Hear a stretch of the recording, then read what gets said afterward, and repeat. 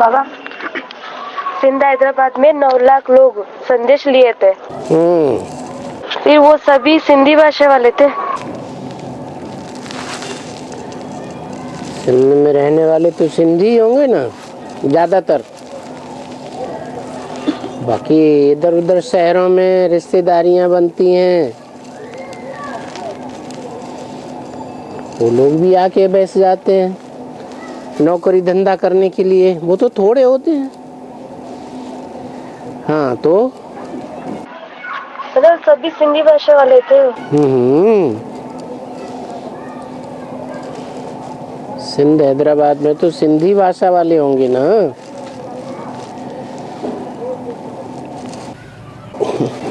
बाबा, हाँ, न गगन तक न धरा तक उन्नति न पतन तक, तो हमें तो पहुंचना एक दूजे के हृदय तक। तो एक दूसरे के हृदय तक की जो बात बोली है वो किस हृदय की बात बोली है?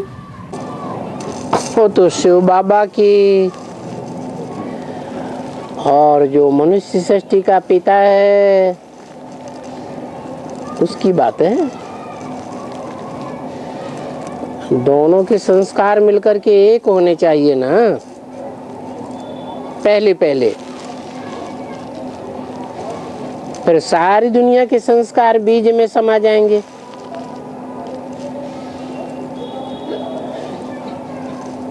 इस सृष्टि का बीज है, मनुष्य सृष्टि का बीज परम प्रजापिता,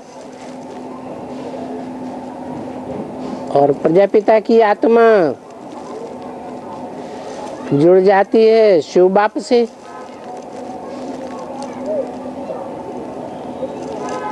तो सबके संकल्प जो हैं वो एक के संकल्प में समा जाते हैं ना।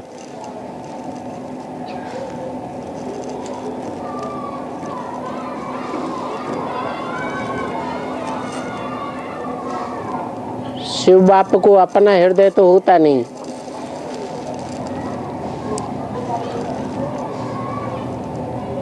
हृदय तो होता है मनुष्य सृष्टि के बाप को। सो मनुष्य सृष्टि के बाप में प्रवेश करके शिव बाप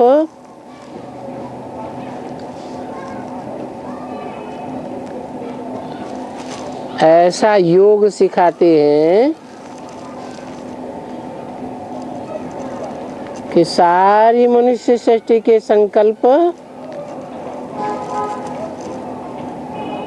उस बिंदु में समा जाते हैं, जिसे कहते हैं शिव ज्योति बिंदु।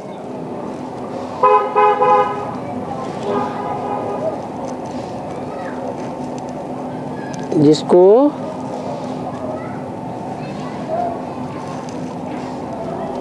साधु सन्यासी शंकराचार्य ने कहा है कि समुद्र में जो बुलबुले उठते हैं वो सब सागर में समा जाते हैं।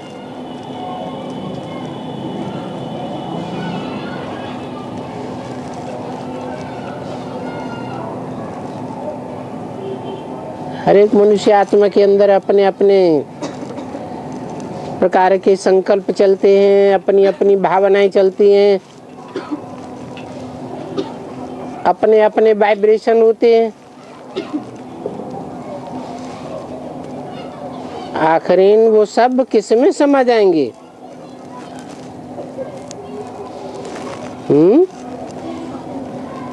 एक ज्योति बिंदु शिव में समा जाएंगे।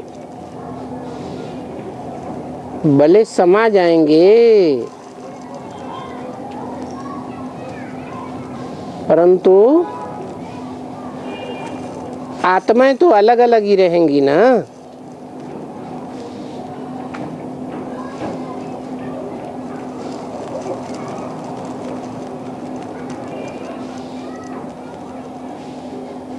आत्माएं तो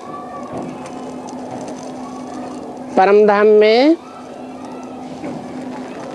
अपनी अपनी स्टेज में ही रहेंगी ना।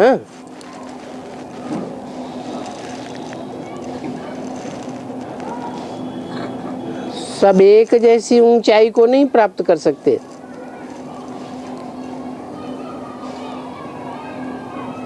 और बाबा, श्रीलंका के चित्र में शेर को तलवार लेकर क्यों दिखाया गया? है श्रीलंका का जो झंडा है उसमें शेर को तलवार लेकर दिखाया गया है। हाँ।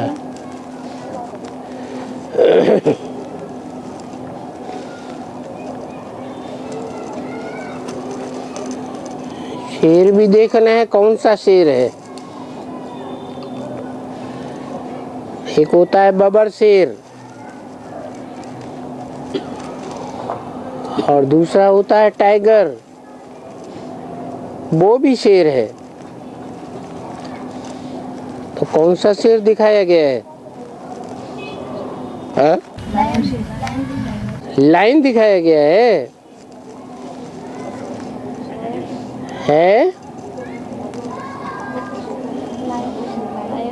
पक्का है? और लाइन कौन है? ब्राह्मणों की दुनिया में लाइन का पार्ट बजाने वाला कौन है? बब्बर शेर का पार्ट बजाने वाला कौन है? ब्रह्मा है। और ब्रह्मा बाबा लाइन है और राम वाली आत्मा टाइगर है। ज्यादा जिस्मानी ताकत किसमें है? बब्बर शेर में। और बौद्धिक पावर किसमें है? टाइगर में।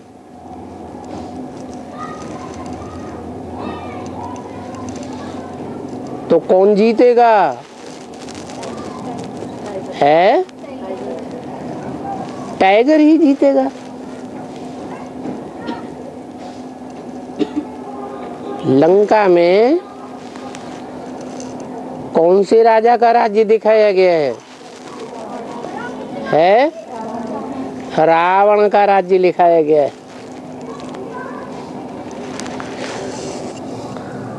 रावण को कितने सिर थे? थे नहीं, दिखाए गए।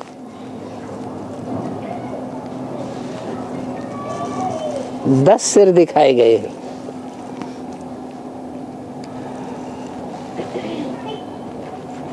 उनमें से ब्रह्मा की गोद में कितने पलते हैं?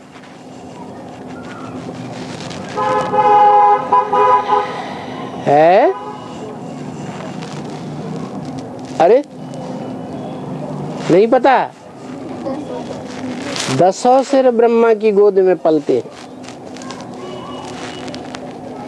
ऐसे नहीं कि ज्ञान सूर्य का पार्ट बजाने वाला नहीं पलता है।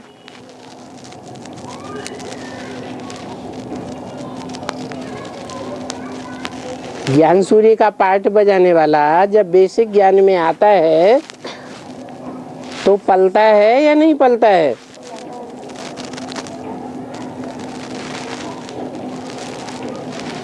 तो दिखाया गया लंका का राजा रावण है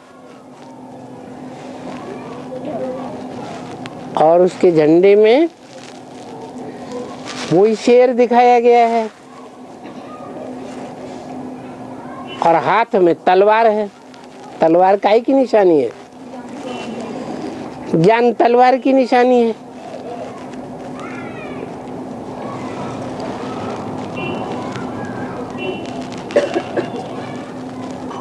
तो रावण ज्ञानी था या नहीं था? है ज्ञानी तो था। बाप को जानता था कि नहीं जानता था? भगवान बाप को जानता था। फिर क्यों नहीं मानता था? क्योंकि उसको अपनी ताकत पर घमंड था।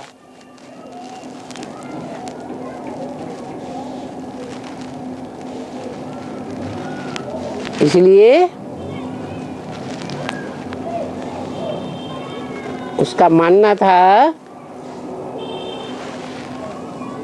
कि अगर जीत जाए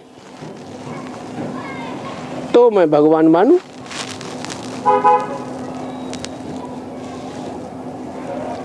तो अपनी तलवार को नहीं छोड़ा।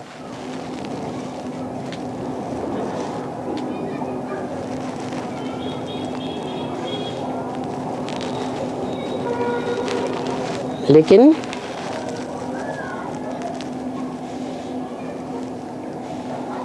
वो लंका जिसमें वो राज्य करता था, वो लंका नगरी किसकी बनाई हुई थी? है जोर से बोल।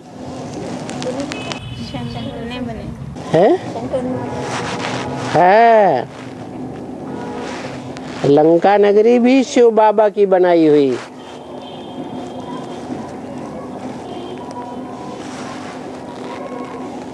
रावण की बनाई हुई नहीं थी।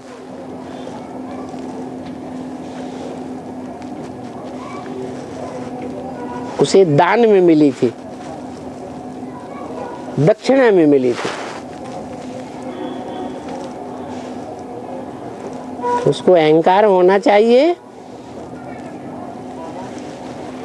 या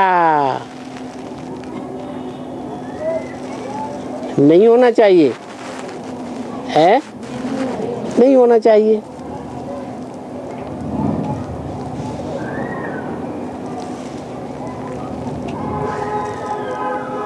क्योंकि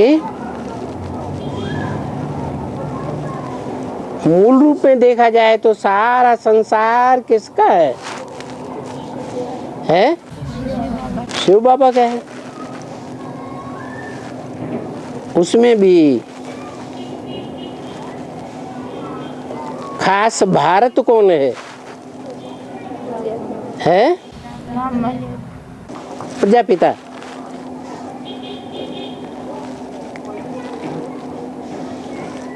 और लंका भी भारत का ही अंग है।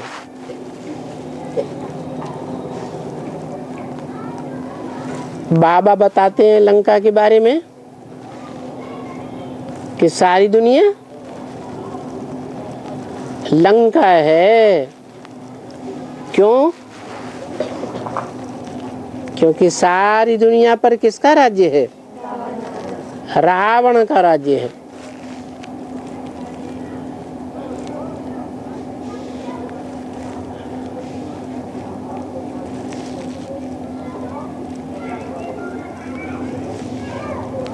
और सारी दुनिया में जितने भी धर्मखंड हैं, विदेशी विधर्मी,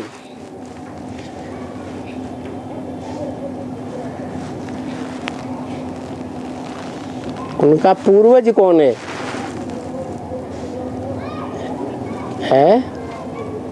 उन सबसे पहले पैदा होने वाला कौन है? भारत।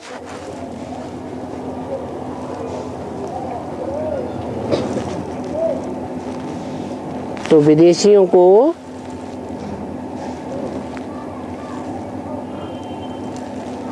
जिनमें आते हैं कामी इस्लामी धर्मखंड, क्रोधी क्रिश्चियन धर्मखंड, लोभी मुस्लिम धर्मखंड,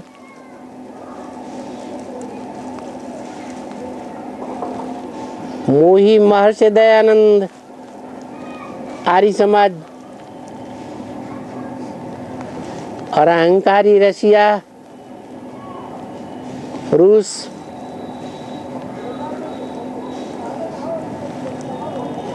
ये सबको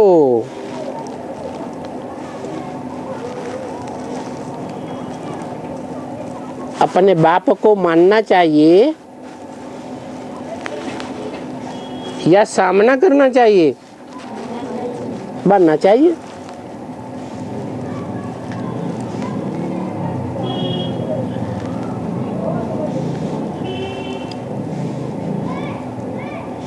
परंतु मानता नहीं है। क्योंकि अहंकार है। किसको? रावण को। रावण के हाथ में भी काय का अहंकार है? बुद्धि रूपी हाथ में शास्त्रों का अहंकार है। रावण के हाथ में भी शास्त्र दिखाते हैं और ब्रह्मा के हाथ में भी। तो दोनों एक ही हुए कि अलग अलग हुए? यही राज है। और एकलव्य माना एक को लव करने वाला ना, हाँ जी, फिर उसको भील क्यों बताते हैं? भील क्या खाते हैं? 2 टिक्कर।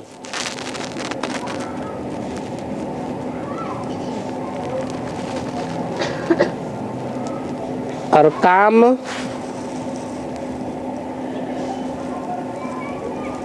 हल्का करते हैं या जबरदस्त काम करते हैं?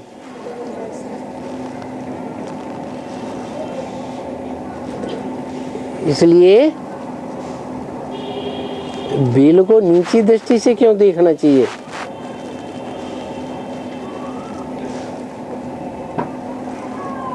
भील जंगल में रहता है,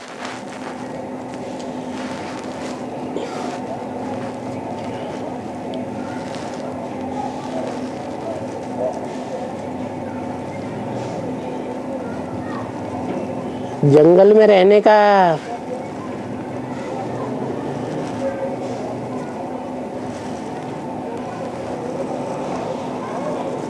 जो श्रेय है वो रामायण में राम को दिखाया है।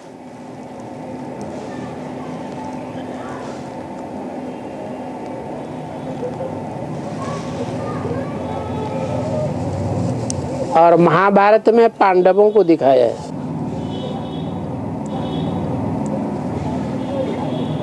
तो पांडव कहो या राम कहो,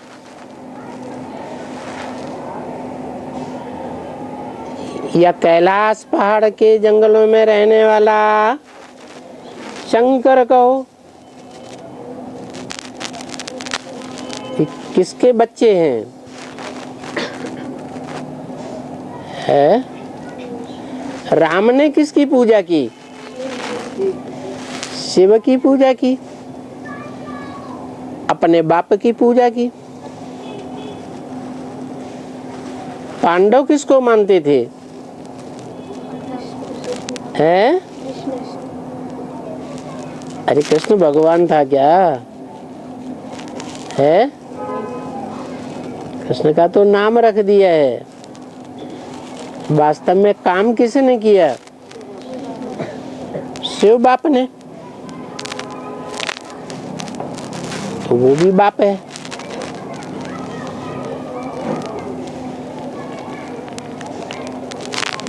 तो भील को नीची कोटि में क्यों देखना चाहिए? और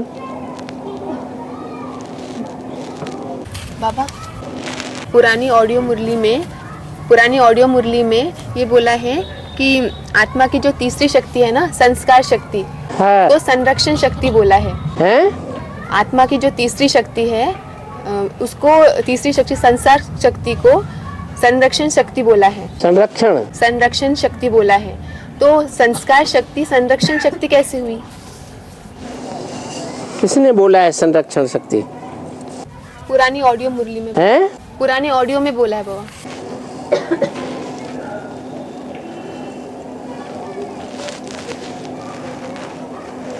संग माने संपूर्ण और रक्षण माने रक्षा करने वाली।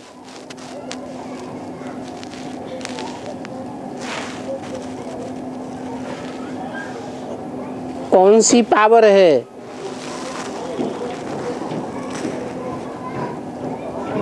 जो जालंधर जैसे राक्षस की रक्षा करती थी, है पवित्रता की पावर।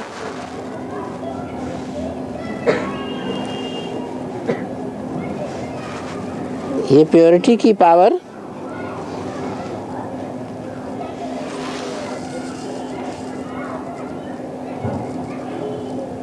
पुरुषों में है या स्त्री जाति में है? स्त्री जाति।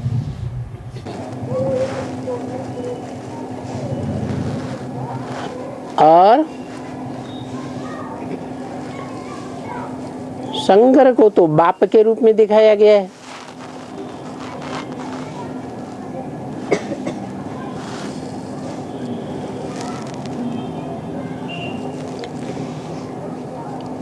विष्णु में अकेला बाप है या माता भी है? कंबाइंड रूप है ना स्त्री शक्ति का।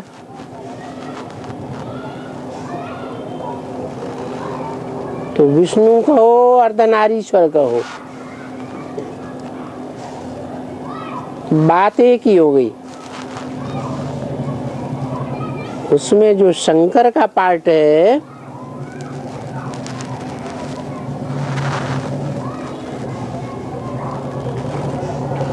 वो जहां जहां दिखाया है कि शंकर जी फंस जाते हैं, तो कौन आकर के बचाता है? वैष्णवी देवी, लक्ष्मी या मोहिनी। कैसे बचाती है? कौन सी पावर है उसके पास? है पवित्रता की पावर। इसलिए ब्रह्मा है मन, शंकर है तीसरा नेत्र रूपी बुद्धि, और मन बुद्धि में जन्म जन्मांतर के संस्कार भरे हुए हैं।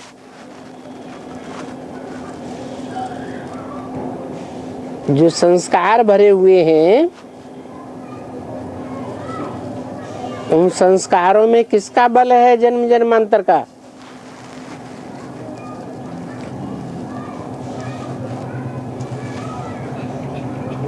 किसका साथ किया है?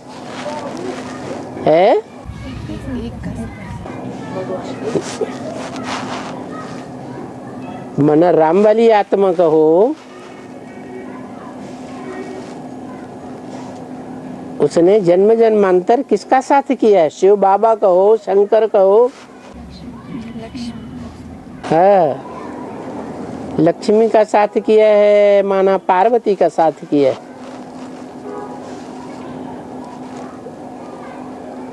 जगत की जननी है।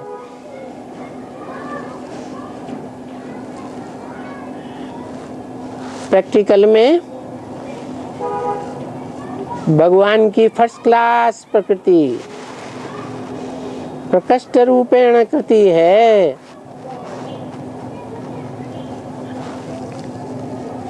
इसलिए ज्यादा पावरफुल है।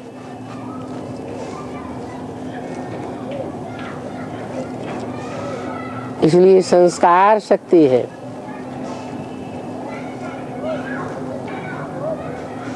संग माने संपूर्ण और कार्य माने कार्य। अपूर्ण कार्य है तो जरूर उसमें अपवित्रता होगी। संपूर्ण कार्य है तो पवित्रता होगी। और बाबा, पति पैसे देने के लिए तंग करते हैं। पति पैसे देने के लिए तंग करते हैं तो बच्चे से पैसा ले सकते हैं क्या? किससे? बच्चे से। इससे हिसाब बढ़ेगा क्या?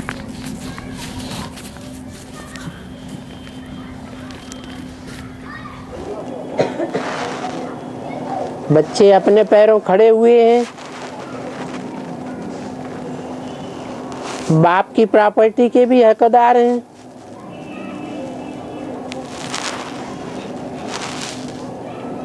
आज की कलयुगी दुनिया में बच्चे जो हैं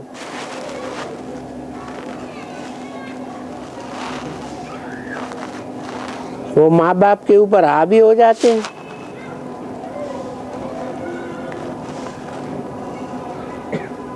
तो प्रॉपर्टी के हकदार कौन बनते हैं?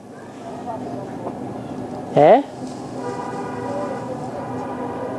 अरे हकदार कौन बनते हैं? बच्चे ही तो बनते हैं।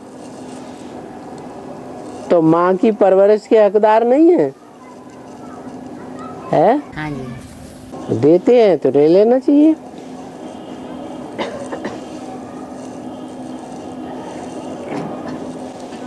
है।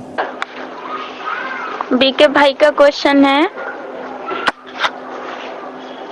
कि गायन तो निराकार का होना चाहिए क्योंकि करने वाला तो वह है, लेकिन एडवांस में देखने में आ रहा है किताबों में, कोर्स में, मुरली में हर बात शंकर के लिए ही मना कही जाती है, तो ऐसे क्यों? करना धरना जो है वो शरीर के द्वारा होता है या आत्मा फुदक फुदक के करती है?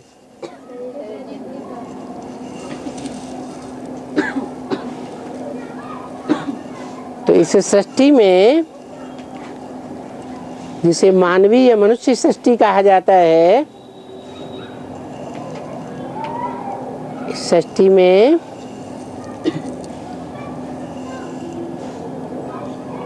मुखिया कौन है?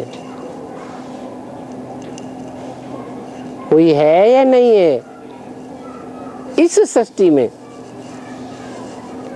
मनुष्य सृष्टि में मनु, जो आदि मनु है वो मुखिया है, और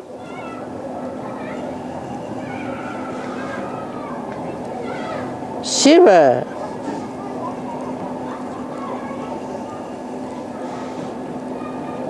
इस सृष्टि पर आकर के सब कुछ करता है।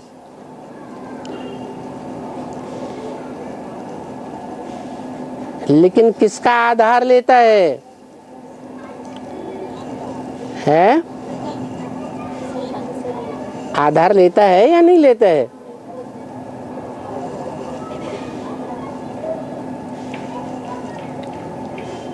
जैसे शंकर है,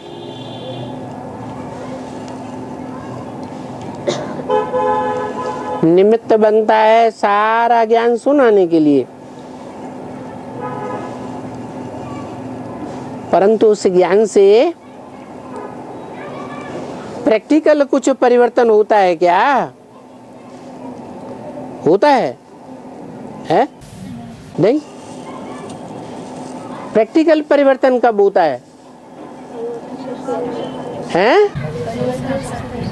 जिसका आधार लेता है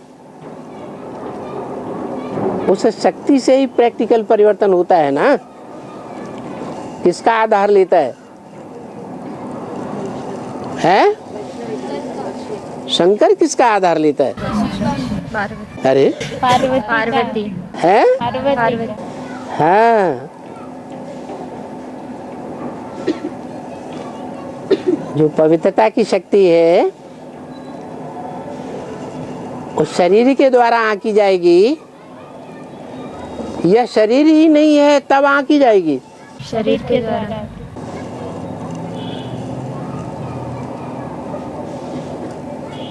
तो ऐसे ही शिव है, वो तो ज्ञान योग का पुंज है।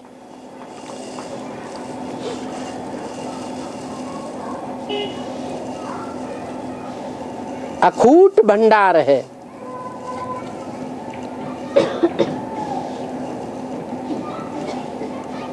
ऐसा भंडार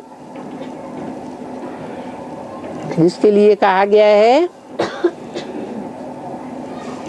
पूर्णमिदं पूर्णमदः पूर्णात् पूर्णमुदच्यते पूर्णस्य पूर्णमादाय पूर्णमेवावशिष्यते। वो ऐसे पूर्ण है कि उस पूर्ण में से पूरा ही ले लिया जाए तो भी पूरा ही बचता है।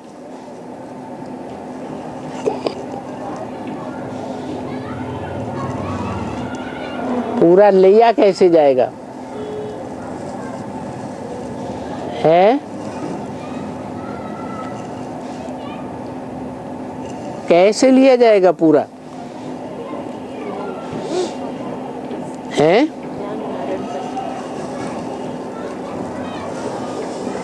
जो विधर्मी धर्म पिताएं हैं, विदेशी धर्म पिताएं हैं, वो उस बिंदु को याद करते हैं, निराकार को याद करते हैं ना।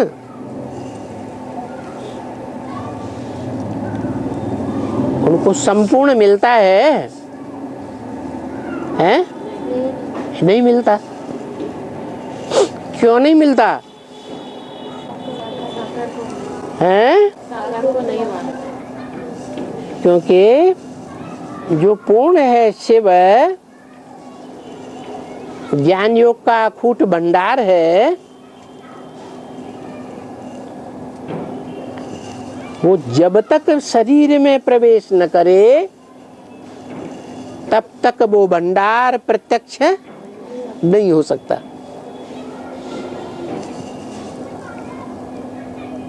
उस शरीर के द्वारा ही प्रत्यक्ष होता है संसार में।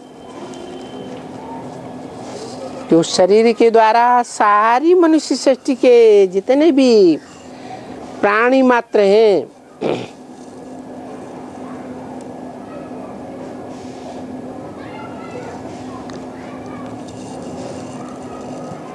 योग युक्त होते हैं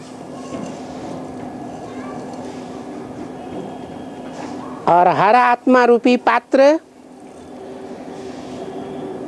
चाहे मनुष्य हो, चाहे देवता हो, चाहे जानवर हो, कीट पशु पक्षी पतंगा हो, हैं तो सब आत्मा ना।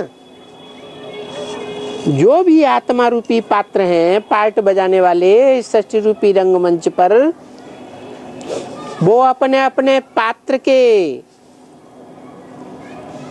अनुसार पावर बढ़ते हैं। कौन सी पावर? योग की पावर।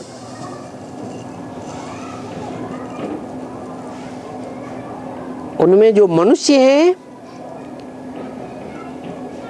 उनमें बुद्धि है, इसलिए वो ज्ञान के अनुसार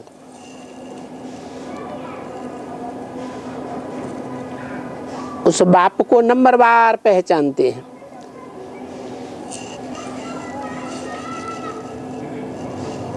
उनमें भी जो डायरेक्ट मनु की औलाद है वो पहले पहचानते हैं।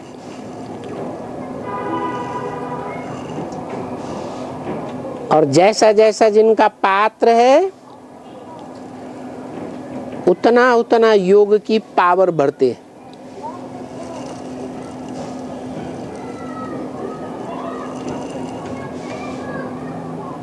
कब बढ़ते हैं? जब साकार से कनेक्शन होता है तब बढ़ते हैं या बिंदु से बढ़ते हैं? साकार से जब कनेक्शन।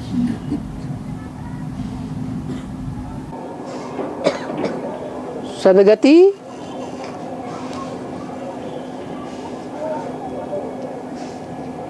और दुर्गति। सदगति का निमित्त कौन बनता है? सदगुरु। सदगुरु साकार होता है या निराकार होता है? साकार होता है। और सदगति इस दुनिया की हर मनुष्य आत्मा को मिलती है या कोई को मिलती है, कोई को नहीं मिलती है। भले एक जन्म की मिले फिर भी सदगति मनुष्य आत्माओं को मिलती जरूर है। और सदगति का निमित्त कौन बनता है? कौन आत्मा बनती है? शिव बाप निमित्त, निमित्त साकार को कहा जाता है? हाँ, तो ये नहीं कहा जा सकता कि ज्योति बिंदु सब कुछ करता है।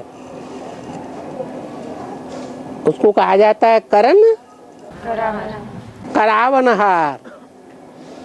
अगर वो सब कुछ कर सकता है तो परमधाम में रह करके नहीं कर सकता क्या है? क्यों नहीं कर सकता? के माध्यम से। हाँ जी,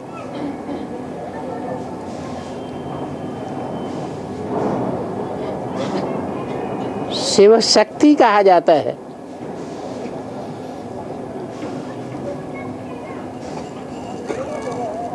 शिव अलग और शक्ति अलग,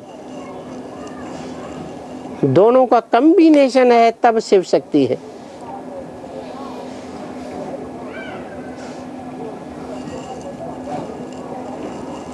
पावर सन्यासियों में है या पावर गृहस्थियों में है? ईश्वर की पावर किसे मिलती है? गृहस्थियों को मिलती है। स्वयं भगवान भी गृहस्थी बन करके आता है या सन्यासी बन करके आता है? अकेला गृहस्थी बन के आता है। उसे भी ब्रह्मा चाहिए या नहीं चाहिए? है? चाहिए।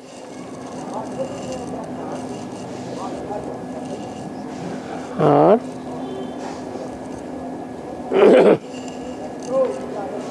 बाबा जैसे रामायण में दिखाते हैं ना, राम को धोबी के कहने पर सीता को अग्नि परीक्षा लेता है ना राम, तो वैसे ही यज्ञ में जैसे छोटी मम्मी और बड़ी मम्मा जो है वो आएगी तो क्या उनकी परीक्षा ली जाएगी? बिना फाइनल पेपर के और फाइनल पेपर में पास हुए बगैर किसी को ऊंचा पद मिल सकता है? तो नहीं मिल सकता है तो परीक्षा तो होगी ना।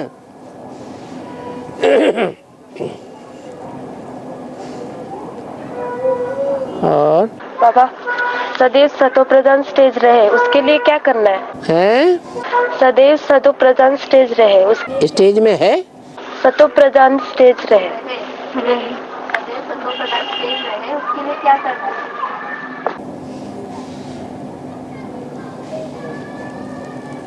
सदैव याद करना है।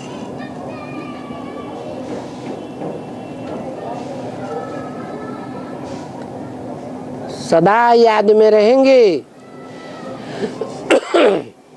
तो सदा काल के लिए शूटिंग हो जाएगी स्वस्थ शरीर की। लेकिन याद तो उतना ही कर पाएंगे जितना पूर्व जन्मों में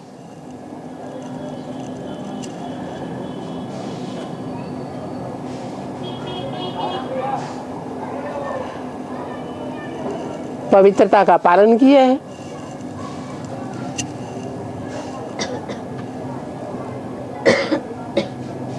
एक नारी सदा ब्रह्मचारी का पालन किया है।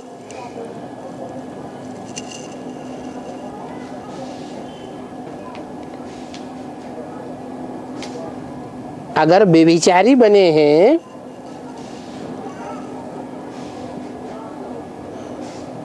तो जिनके जिनके साथ व्यभिचारी बने होंगे वो आकर के हिसाब किताब संगम युग में लेंगे या नहीं लेंगे? बुद्धियों खींचेंगे या नहीं खींचेंगे? है खींचेंगे। तो सदा काल याद किसी की नहीं रह सकती है क्योंकि द्वापर युग से क्या होता है? द्वैतवाद शुरू हो जाता है।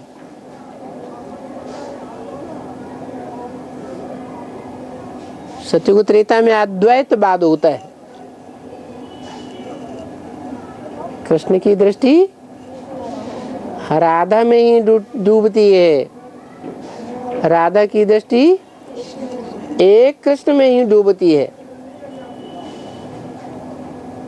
एक में होने के कारण अद्वैतवाद है, दूसरा है ही नहीं। और रावण राज्य में क्या हो जाता है? नाम ही युग का क्या पड़ जाता है? द्वापर युग। क्यों? क्योंकि रावण आकर के द्वैतवाद पैदा कर देता है।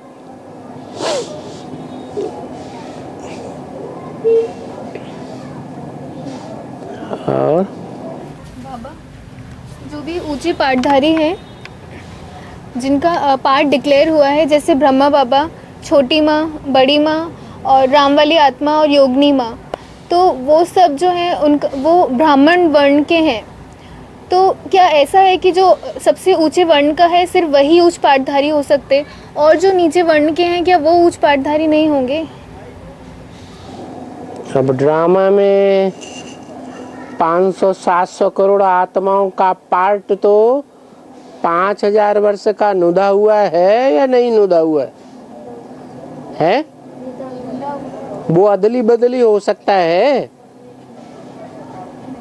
हो सकता है, नहीं हो सकता। जो जिस कुरी का ब्राह्मण है वो संगम युग में आकर के उसी गुरी का साबित होगा।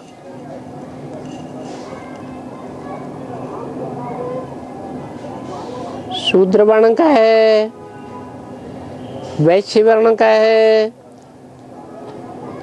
क्षत्रिय वर्ण का है, देवता वर्ण का है, तो वैसे ही कर्म करेगा। उसकी आत्मा में वैसे ही कर्मों की नूद भरी हुई है। इसलिए गीता में कहा चातुर्वर्ण मया षष्टम गुण कर्म स्वभाव से। जब भगवान आते हैं तो ब्राह्मणों के जैसे जैसे गुण दिखाई पड़ते हैं, जैसे जैसे कर्म दिखाई पड़ते हैं, जैसा जैसा उनका स्वभाव संस्कार देखने में आता है, उसी के अनुसार उनका वर्ण निश्चित हो जाता है।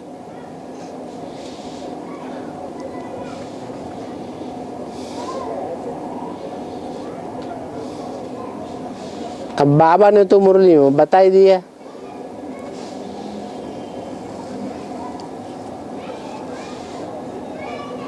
कि दृष्टि से सृष्टि सुधरती है।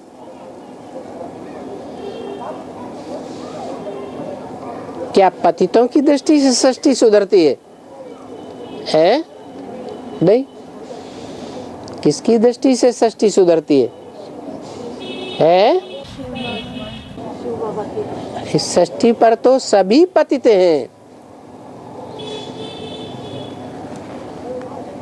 एक शिव है जो इस सृष्टि पर आया हुआ है।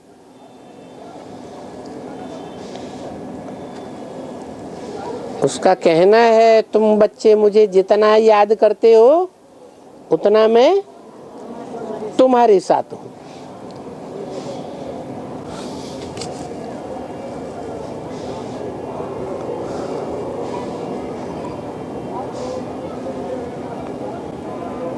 कोई कह नहीं सकता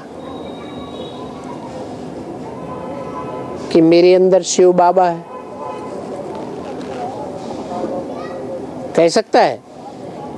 नहीं कह सकता। क्यों? क्योंकि वो कब आता है और कब जाता है इसका पता पड़ता ही नहीं।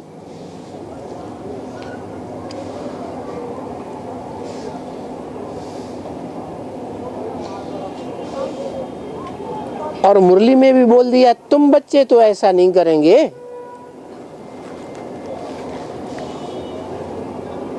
दृष्टि से सृष्टि सुधारने का काम शिव बाबा का है। फिर भी जो वैश्य कुल के होंगे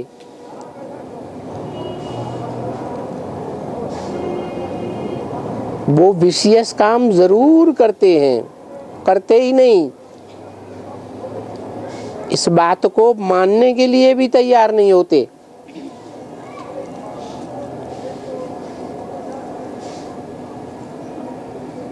कि हर मनुष्य आत्मा दृष्टि से सृष्टि नहीं सुधार सकती।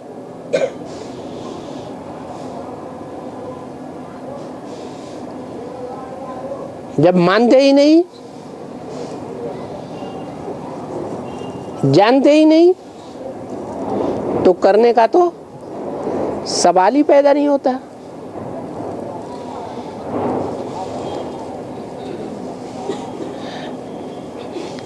ब्राह्मणों की दुनिया में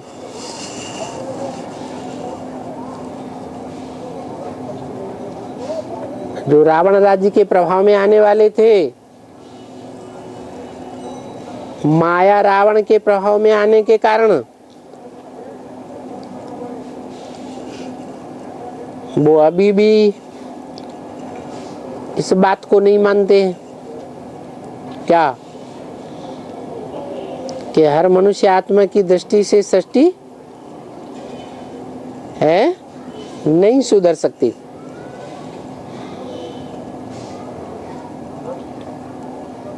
और उन्होंने दृष्टि बेविचारी बनाना शुरू किया।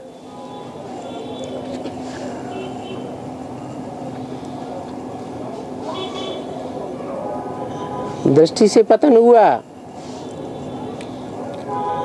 तो मनसा का पतन होता है, वाइब्रेशन का पतन होता है, कर्मेंद्रियों का भी पतन हो जाता है। शुरुआत तो दृष्टि से होती है।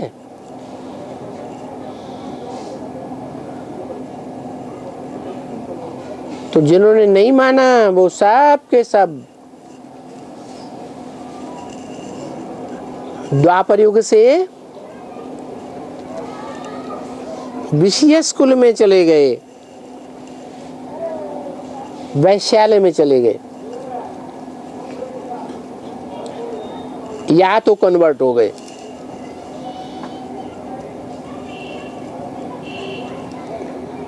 विशेष से इस्लाम धर्म में कन्वर्ट हो गए, दूसरे धर्मों में कन्वर्ट हो गए।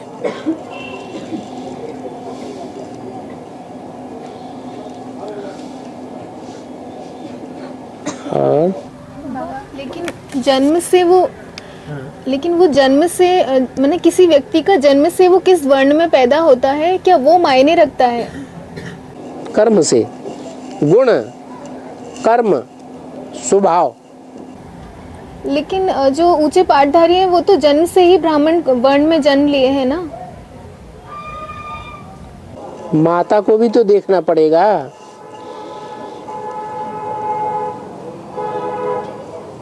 पिता ही देखा जाता है या माता भी देखी जाती है? माता भी तो देखी जाती है। वही ब्रह्मा है। दादा लेखराज, वही सरस्वती जिन्होंने 65 में 66 में शरीर छोड़ दिया। उसके बाद ब्रह्मा बा का आधार कौन बना है? किसको बहुत मान मर्तबा दिया? तो जो आधार बन गया, उस आधार को जो फॉलो करेंगे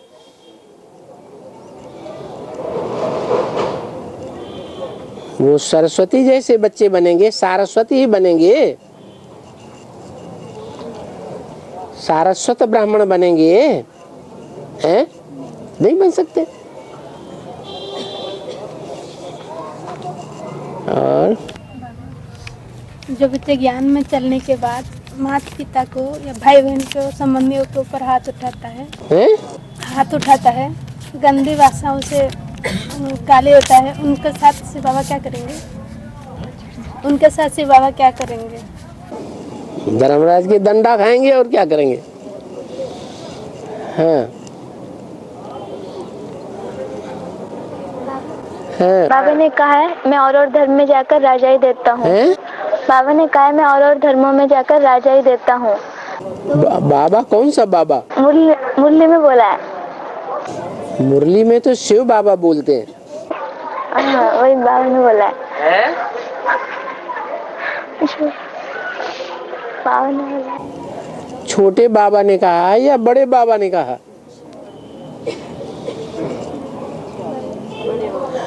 बड़े बाबा ने कहा मैं और धर्मों को राजाई देता हूँ। है हाँ, जो मनुष्यों का बाप है उस आत्मा की बात है। वो देहधारी बाप है। कौन? देहधारियों का बाप कौन है? प्रजापिता। तो देहधारियों को वर्षा देता है। जो देह भान में रह जाते हैं, भगवान बाप आकर के आत्मिक स्थिति में रहना सिखाते हैं, लेकिन नहीं सीखते, पूरा ज्ञान नहीं उठाते,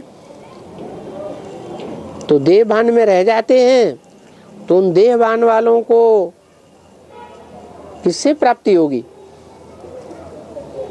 लौकिक दुनिया में भी जो बच्चे होते हैं, देह भान से पैदा होते हैं, उनको किससे प्राप्ति होती है? हैं? पारलौकिक बाप से? लौकिक बाप से। लौकिक बाप से प्राप्ति होती है। तो ऐसे ही ये इब्राहिम है, बुद्ध हैं, क्राइस्ट हैं, क्रिश्चियन हैं, मुसलमान हैं, जो भी धर्म वाले हैं, उनकी राजधानी कौन बनाता है? कौन उनकी राजधानी तैयार करके देता है?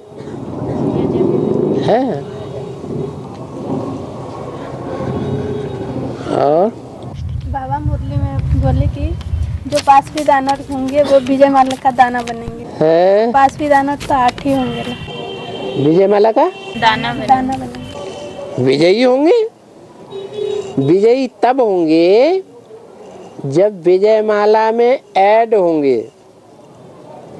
माना विजय माला में ऐड होने से पहले सन्यासी जैसे हैं या प्रवृत्ति मार्ग के हैं, तो ताकत होगी? है नहीं। लेकिन 8 ही बोले ना। हैं? 8 ही बनेंगे। नंबरवार बनेंगे। और बाबा कोई कन्या सरेंडर होकर शादी कर लेती है तो वो क्या सतयुग में आएगी या नहीं आएगी? क्यों नहीं आएगी? पुरुषार्थ एक बार किया तो। जो पुरुषार्थ भी नहीं करते, संदेश लेके चले जाते हैं, वो भी सतयुग में आ जाते हैं। और बाबा जो ज्ञान छोड़ के चले जाते हैं तो क्या उनको ज्ञान सुना के उठाना चाहिए? क्यों नहीं उठाना चाहिए? वंचित आत्माओं को, जो भगवान बाप से वर्षा लेने से वंचित हो गए हैं, एक बार 2 बार माफ नहीं किया जा सकता है? करना चाहिए। और बाबा शास्त्र में लिखा है, ऐसे शास्त्रों में बताया कि भृगु ने पहले शिव पूजा शुरू की। भृगु ने पहले शिव पूजा शुरू की, तो भृगु यहाँ पे प्रजापिता ही है क्या? प्रजापिता को ही कहेंगे? किसकी पूजा शुरू की? शिव पूजा।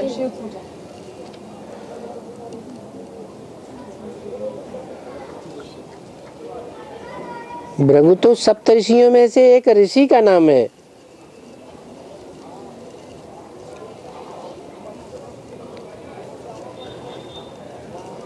सप्तऋषियों में और प्रजापिता में अंतर नहीं है? नहीं है? फिर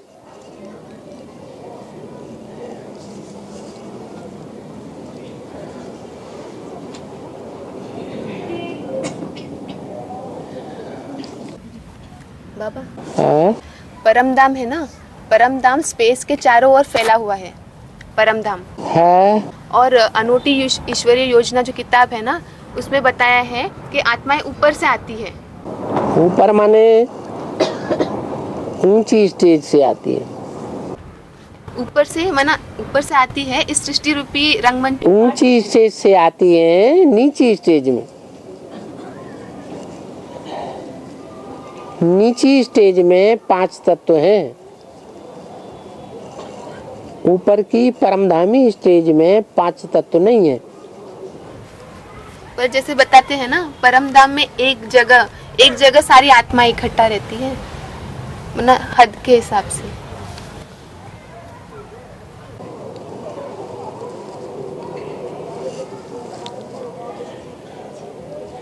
ये पृथ्वी है, ये पृथ्वी गोल, इसके आसपास वायुमंडल है,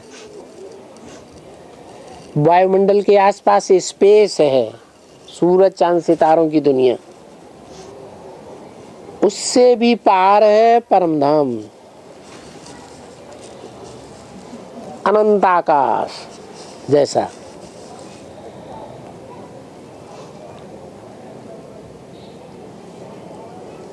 तो वहां दिशा नहीं रहती है।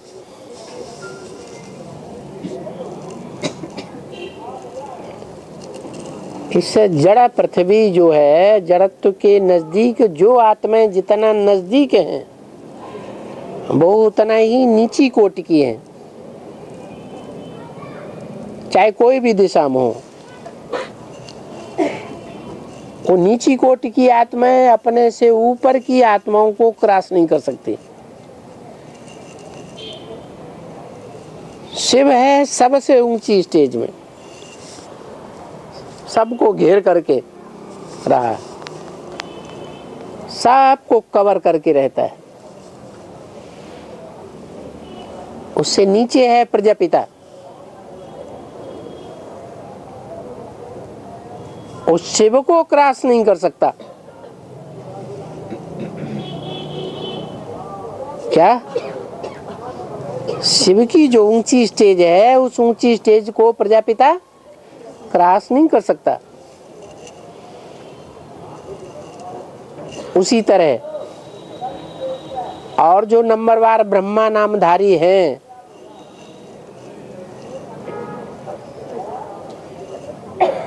वो अपने से ऊंचों को क्रॉस नहीं कर सकते।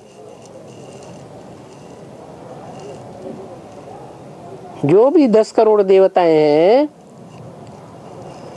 नंबरवार, सब नीचे नीचे की ओर, पृथ्वी की ओर।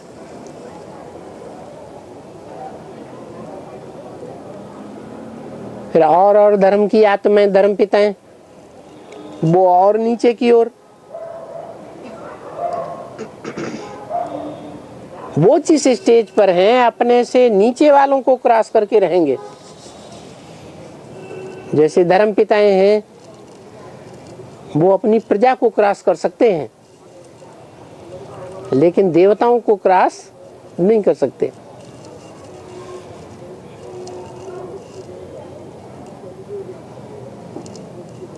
ऐसी स्थिति सभी आत्माओं की है। फिर जानवर हैं, पशु पक्षी हैं, उनसे भी नीचे कीड़े मकोड़े हैं, उनसे भी नीचे कीटाणु हैं, भ्रूण हैं।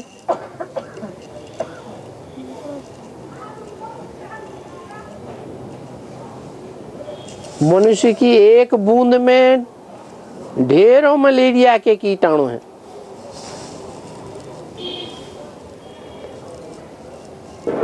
वो भी हलन चलन में आते हैं। तो उनमें भी आत्मा है या नहीं है? यहाँ तक कि पेड़ पौधों में भी आत्मा है। जिस सृष्टि पर संपूर्ण विनाश होता है तो सब आत्माएं इस सृष्टि को छोड़ करके उस ऊंचे धाम में जाती है। अपनी अपनी बौद्धिक स्टेज के आधार पर जितना जिसने योग की पावर भरी है उतना ऊंची स्टेज पर पहुंचेंगी। जितना जितना ऊंची स्टेज वाली है वो नई सृष्टि में पहले आती है। और जितना नीची स्टेज वाली है वो षष्ठी में सबसे लास्ट स्टेज में आएंगी, तामसी स्टेज में।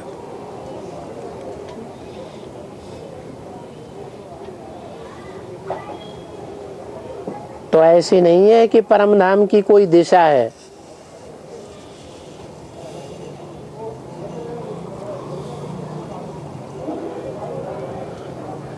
ऊपर नीचे की बात नहीं है,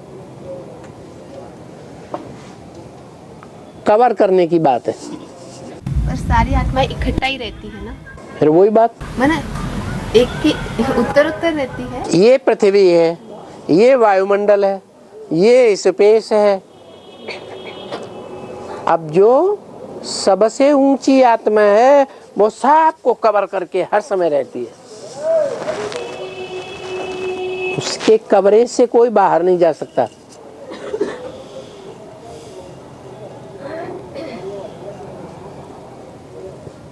एक जगह टिके रहने की बात नहीं है।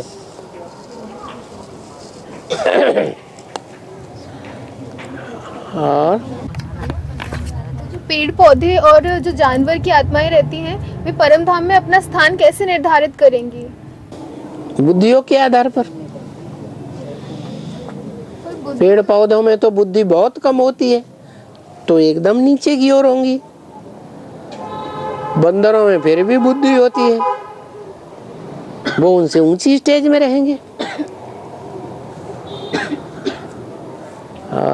और वो योग की शक्ति कैसे भरती है? संग के रंग से।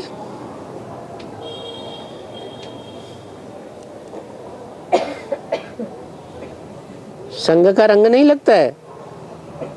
पर कैसे होगा? अरे एक बैटरी है और एक छोटी बैटरी है, और तार के द्वारा दोनों का कनेक्शन कर दिया है या नजदीक आ गई, तो पावर भरेगी छोटी बैटरी या नहीं भरेगी? भरेगी, क्योंकि वो खाली है, वो भरी हुई है। तो ये सब छोटी बड़ी बैटरीज हैं। देव आत्माएं, मनुष्य आत्माएं, राक्षसी आत्माएं,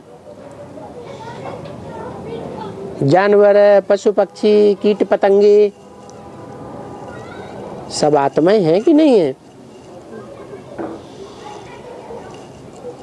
पात्र हैं, कोई छोटे बुद्धि रूपी पात्र, कोई बड़े बुद्धि रूपी पात्र। कोई में ज्यादा शक्ति समाएगी, कोई में कम शक्ति समाएगी। जिसमें जितनी शक्ति ज्यादा समाएगी ज्ञान योग की, वो उतनी ऊंची स्टेज को जाएगा।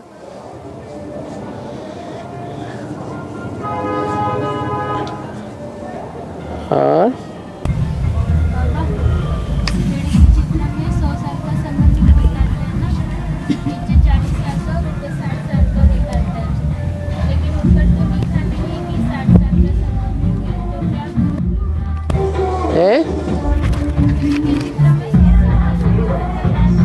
नीचे 40 साल। हाँ हाँ, नीचे 40 साल लिखा है। और संगम युग मुरलियों में 100 साल बताया है ज्यादा से ज्यादा, तो 100 साल में से 40 साल घटा दो, प्रूफ हो गया कि नहीं है? ऊपर सतयुग है और नीचे कलयुग है, तो दोनों मिलेंगे तो संगम होगा कि नहीं? और बाबा दक्षिण भारत में अष्टदेव की पूजा करते हैं। दक्षिण भारत में अष्टदेव की पूजा करते हैं, हाँ, लेकिन प्यार से नहीं, डर के मारे करते हैं। ऐसा क्यों? डर के मारे माने?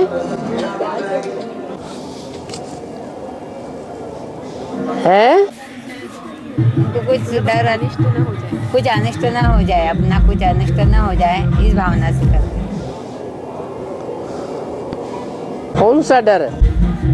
यही हमारा कोई नुकसान हैं? अनिष्ट ना हो जाए।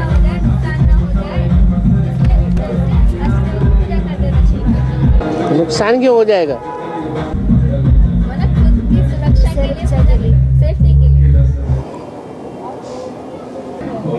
समझ में नहीं आई बात है।